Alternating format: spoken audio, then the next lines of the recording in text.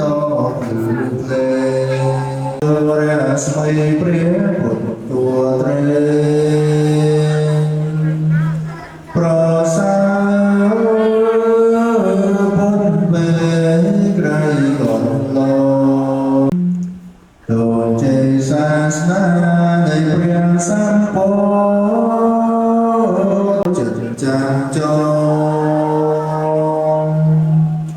នឹងដល់ព្រះអង្គជាអម្ចាស់ទូសូ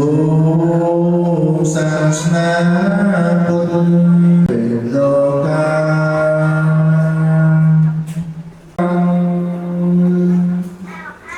ព្រះមនោទេវតាស្នេហាព្រមប្រា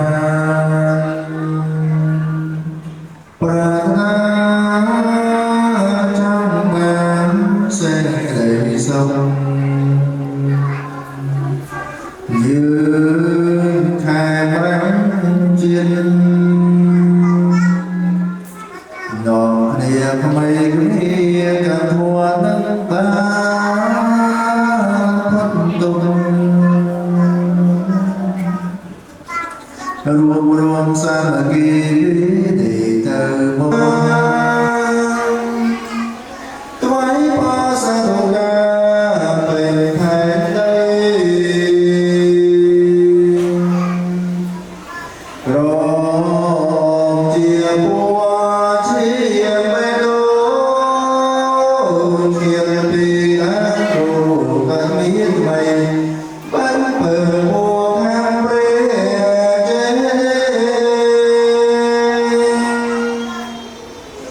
គុំរវជីវីជាស្អយទៅអង្គស្មាដោហិនសាច់មាសាអាសាយខ្លួនតាមទៅពីតាមកាយ៉ាងវាចាំបរិភោគមានណារួមថ្មីលេមុននារីកាជាតសាយអាយទៀនមុខស្ដាយជីវិតលោកចូលភ្នំភ្លើងបងតាវ៉េអោជាចាំដីអាណាព្រាមណាកាលដែលបានត្រាជាប្រពោ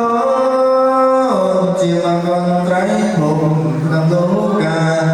ពោទាំងប្រាមួយលេសោដា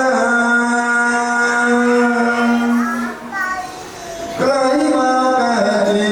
ជំនររាំងសី